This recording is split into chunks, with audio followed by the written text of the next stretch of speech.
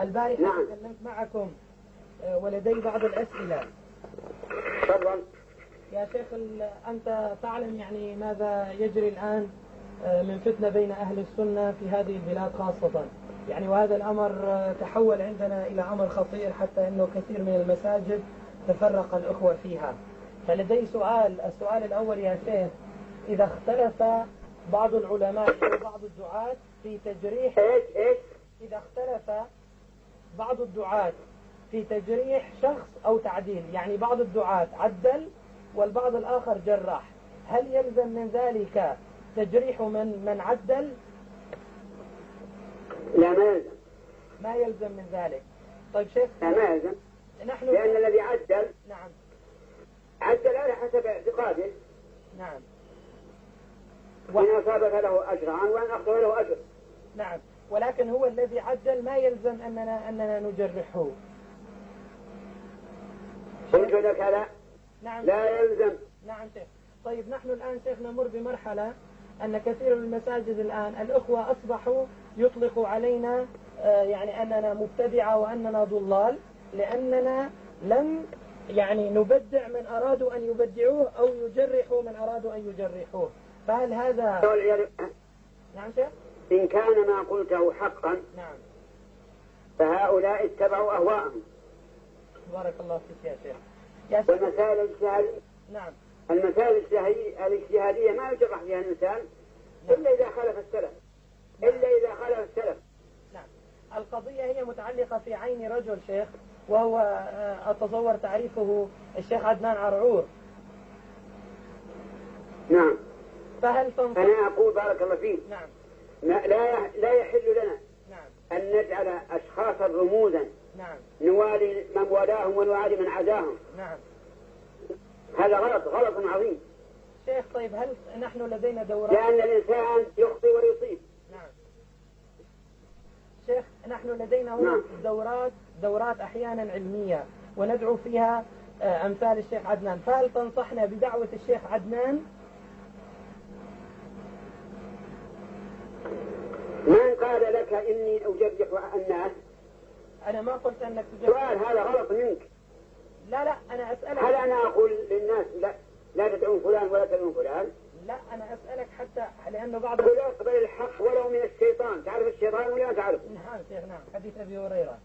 نعم شيخ. طيب شيخ أنا أسأل هذا السؤال لأنه بعض الأخوة في مناطق أخرى قالوا أنكم تجرحون الرجل ولا تنصحون باستدعائه واستخدامه لإلقاء محاضرات ودروس، هل هذا صحيح؟ هذا كذب علينا. بارك الله فيك.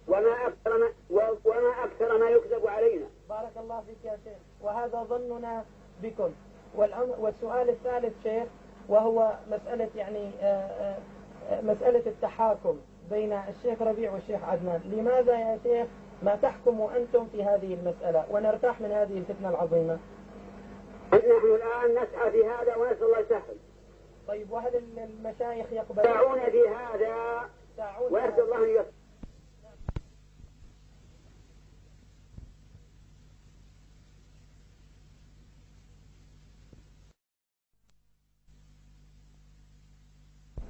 البارحة نعم. تكلمت معكم ولدي بعض الأسئلة. تفضل. يا شيخ أنت تعلم يعني ماذا يجري الآن من فتنة بين أهل السنة في هذه البلاد خاصة، يعني وهذا الأمر تحول عندنا إلى أمر خطير حتى أنه كثير من المساجد تفرق الأخوة فيها. فلدي السؤال الأول يا شيخ، إذا اختلف بعض العلماء أو بعض الدعاة في تجريح إذا اختلف بعض الدعاة في تجريح شخص أو تعديل، يعني بعض الدعاة عدل والبعض الآخر جرح، هل يلزم من ذلك تجريح من عدل؟ لا، ما يلزم. ما يلزم من ذلك. طيب شيخ. لا، ما يلزم، لأن الذي عدل نعم عدل على حسب اعتقاده. نعم. وإن أصابك له أجران وإن أخطأ له أجر. نعم، ولكن هو الذي عدل ما يلزم أننا نجرحه. قلت لك لا. نعم. لا يلزم. نعم شيخ. طيب نحن الآن شيخ نمر بمرحلة أن كثير من المساجد الآن الأخوة أصبحوا يطلقوا علينا يعني أننا مبتدعة وأننا ضلال، لأننا لم يعني نبدع من أرادوا أن يبدعوه أو يجرحوا من أرادوا أن يجرحوه. فهل هذا نعم شيخ؟ إن كان ما قلته حقا نعم فهؤلاء اتبعوا أهواءهم. بارك الله فيك يا شيخ. يا شيخ والمسائل الاجتهادية نعم المسائل الاجتهادية ما يجرح فيها الإنسان إلا إذا خالف السلف. إلا إذا خالف السلف. نعم. القضية هي متعلقة في عين رجل شيخ، وهو أتصور تعريفه الشيخ عدنان عرعور. نعم. فهل تنصح؟ أنا أقول بارك الله فيك. نعم. لا يحل لنا نعم. أن نجعل أشخاصا رموزا نعم. نوالي من والاهم ونعادي من عداهم. نعم. هذا غلط عظيم. شيخ طيب هل نحن لدينا دورات؟ لأن الإنسان يخطئ ويصيب. نعم. شيخ نحن لدينا هنا نعم. دورات أحيانا علمية وندعو فيها أمثال الشيخ عدنان، فهل تنصحنا بدعوة الشيخ عدنان؟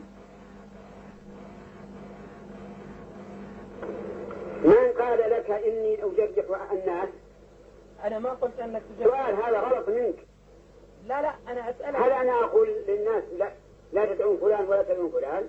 لا أنا أسألك حتى لأنه بعض قل اقبل الحق ولو من الشيطان. تعرف الشيطان ولا ما تعرف؟ نعم شيخ نعم حديث أبي هريرة.